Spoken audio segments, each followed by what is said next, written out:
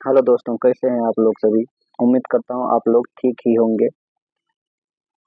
आज फिर हम डे 3 लेके आए हैं एलपी 2024 का। तो चलिए शुरू करते हैं। अगर आपने डे 1 डे 2 नहीं देखे हैं तो प्लीज़ जा करके उन वीडियो को देखें। ये सभी प्रीवियस ईयर क्वेश्चन है जो परीक्षा में काफ़ी उपयोगी होगा स्कोर करने में। तो चलिए शुरू करते हैं।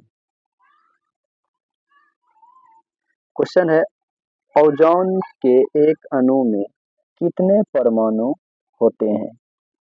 जल्दी बताइए इसका ऑप्शन। तो ओजोन के एक अणु में 3 परमाणु होते हैं। दोस्तों, इसका सूत्र होता है O3। और ये क्या करता है, हम लोगों को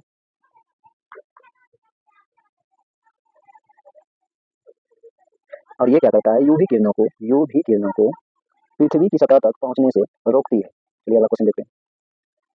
क्वेश्चन है, 1 बिलियन का पीएच 3 है, जब इसका पीएच 6 में बदलता है तो H प्लस आयन का सांद्रता क्या होगी? डी, 1000 गुना घट जाएगा। अगला क्वेश्चन है, 20 20 नहीं, यहाँ पे 2 ओम होगा।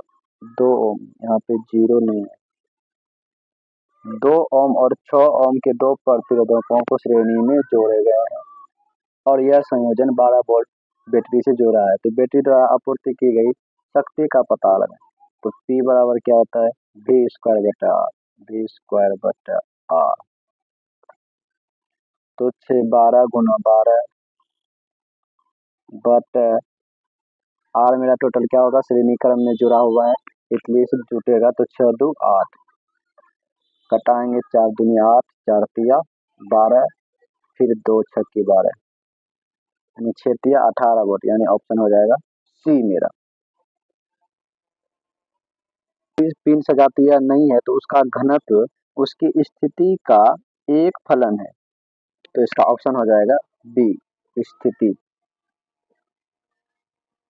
लंबाई L और त्रिज्या R के एक बेलनाकार तार का प्रतिरोध R है और उसकी सामग्री के दूसरे तार का प्रतिरोध लेकिन उसकी लंबाई का 3 गुना और उसकी त्रिज्या का 1/3 होगा।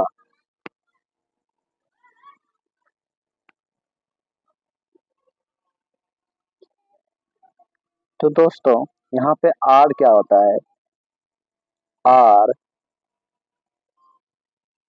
L बटे R² का समानुपाती होता है।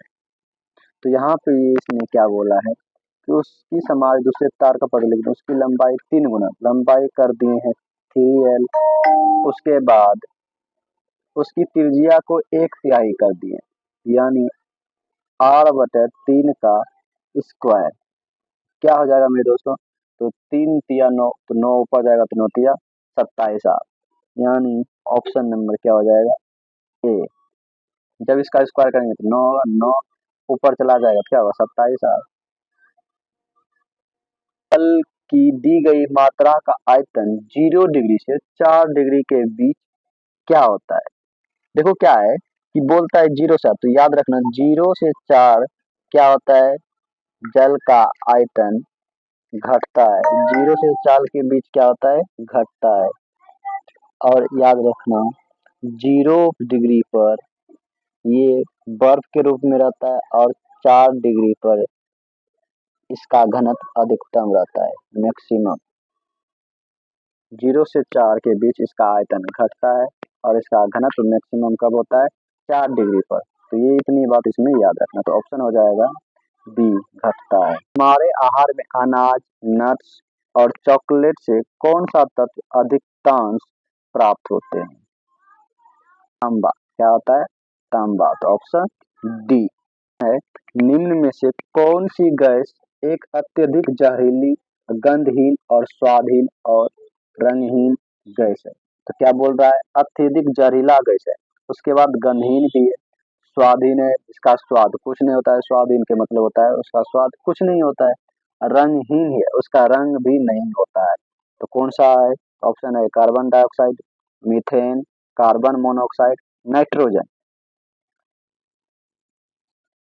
कार्बन मोनोऑक्साइड, ये सबसे जहरीली गैस और गंधहीन होता है।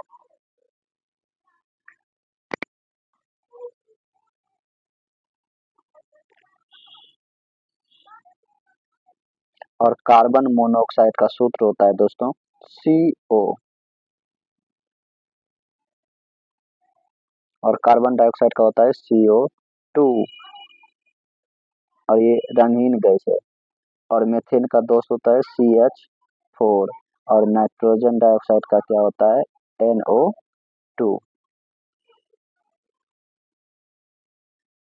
और नाइट्रोजन डाइऑक्साइड वायु प्रदूषक गैस है। चलिए आगे बढ़ते हैं। अगला है निम्नलिखित में से किस पदार्थ में घनत्व सबसे अधिक होता है?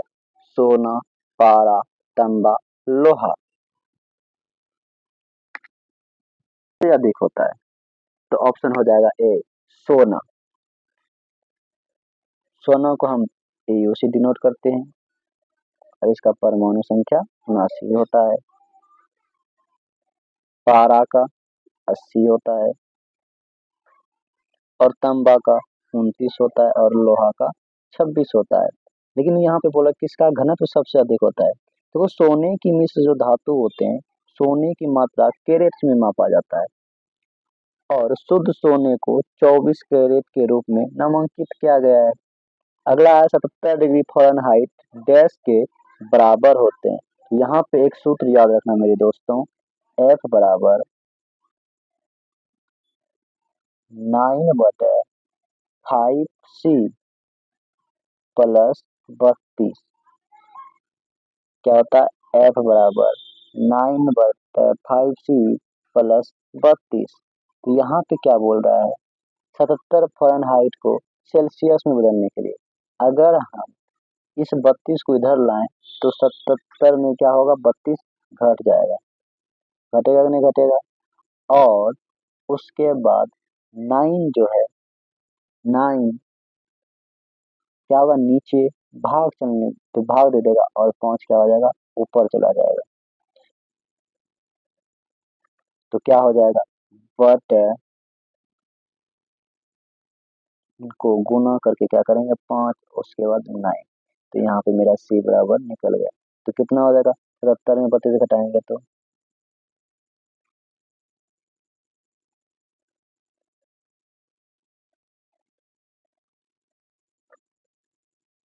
7 में 2 गया 5, और 45 गुना 5 बटे 9, 9 50 45, कितना हो जाएगा 25।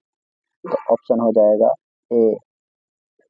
तो यहाँ पे ये सूत्र याद रखना पड़ेगा मेरे दोस्त, F बराबर 9/5C प्लस। अगला क्वेश्चन है, वायुमंडल के उच्च स्तर पर ओजोन अणु का एक उत्पाद है, तो ये क्या करता है, हाइड्रोजन पर कार्यकारी यूवी विकिरण करता है, हीलियम पर कार्यकारी यूवी विकिरण, ऑक्सीजन पर कार्यकारी यूवी विकिरण, नाइट्रोजन पर कार्यकारी यूवी विकिरण।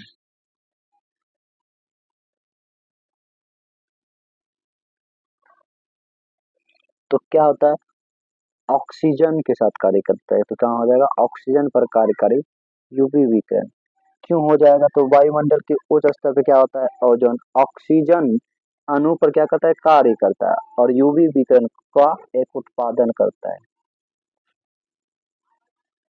अगला क्वेश्चन है, फ्लोरीन, क्लोरीन, ब्रोमीन, आयोडीन, उसके बाद स्टार्टिन, ये सभी तत्व को आमतौर पर किस रूप से जाना जाता है, तो ये सभी तत्व जो दोस्तों हैं, ये ग्रुप 17 के हैं। किसके हैं, तो ग्रुप 17 को, और ग्रुप 17 वाले को हेलोजन ग्रुप कहा जाता है। तो ऑप्शन हो जाएगा सी।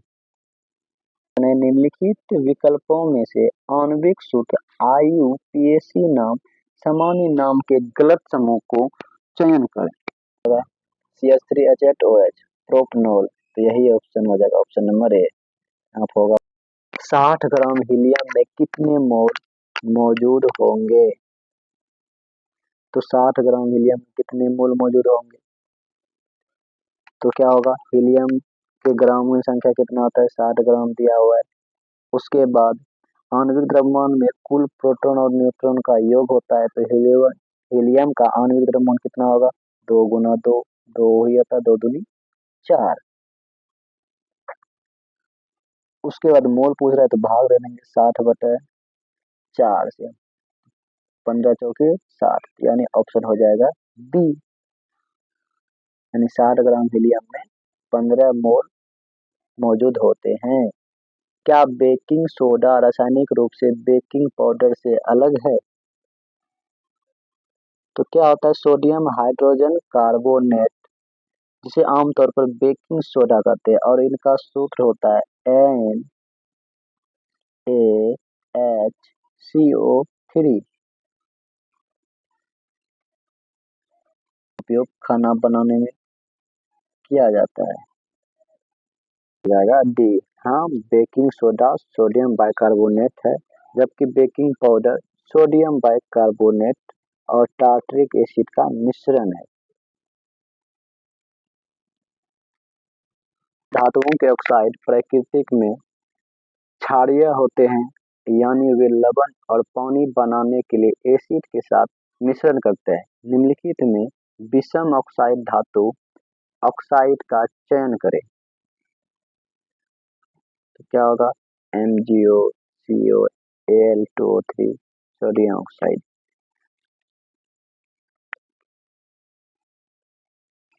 तो इसका क्या हो जाएगा, ऑप्शन डी एल्युमिनियम ऑक्साइड। यह एक उभयधर्मी ऑक्साइड है, उभयधर्मी ऑक्साइड।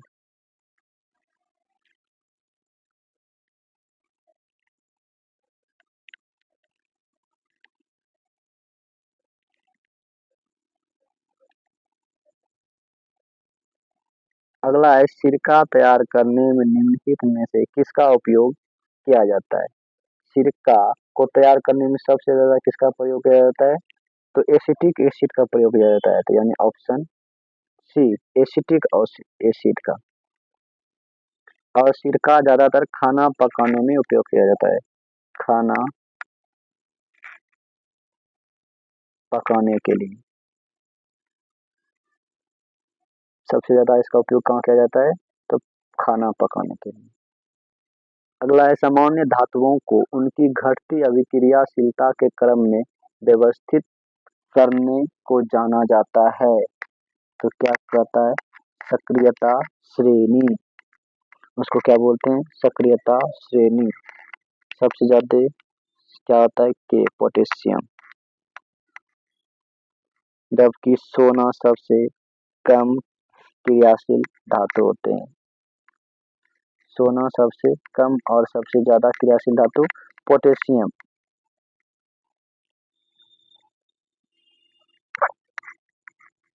ग्राम ग्लूकोज में मौजूद मोल की संख्या कितना है?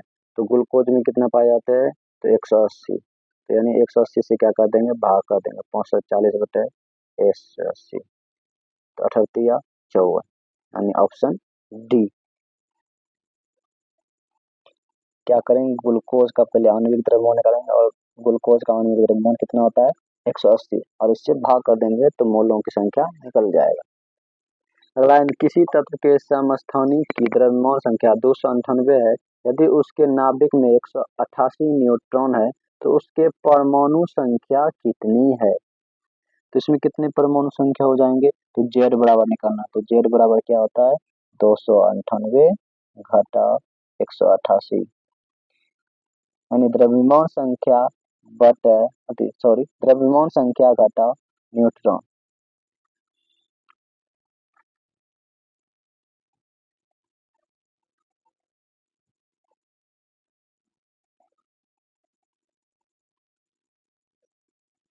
तो ऑप्शन क्या हो जाएगा, 110, यानी ऑप्शन बी। निम्नलिखित में लाल चींटी में कौन सा अम्ल पाया जाता है?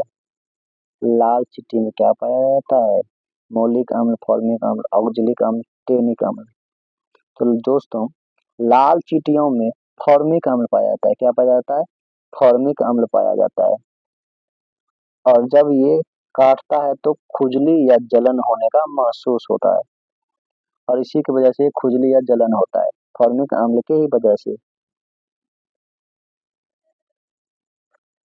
कि आवर्त सारणी में तत्वों के गुणों को उनके आवर्तिक फलन माना जाता है। तो मेंडलीव ने कैसे समझाया था?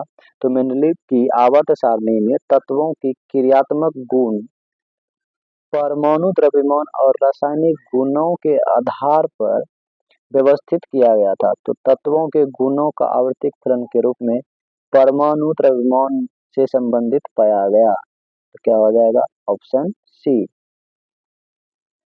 अमोनियम सल्फेट क्या है? NH4 2SO4। अमोनियम सल्फेट अणु में कितने परमाणु उपस्थित होते हैं? तो यहाँ पे हाइड्रोजन क्या हो जाएगा? हाइड्रोजन की संख्या 8, नाइट्रोजन की संख्या 2, उसके बाद सल्फर की संख्या कितनी है? 1 है, और ऑक्सीजन की संख्या 4 है। सबको क्या कर देना? जोड़ देना है। तो 8 4 12, 1 13, 13 1 14, 1 15। तो ऑप्शन नंबर ए। जब भी परमाणु संख्या पूछे तो सभी को। ब्लीचिंग पाउडर में पानी मिलाने पे कौन सी गैस निकलती है? क्या हो जाएगा? क्लोरीन। ब्लीचिंग पाउडर में पानी मिलाने पे कौन सी गैस निकलती है? तो क्लोरीन।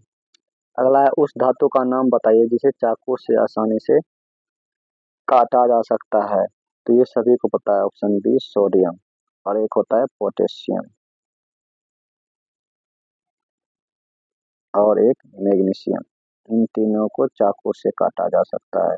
न्यूलैंड्स नियम द्वारा अष्टक वर्गीकरण निम्नलिखित में से कौन सा तत्व अंतिम था?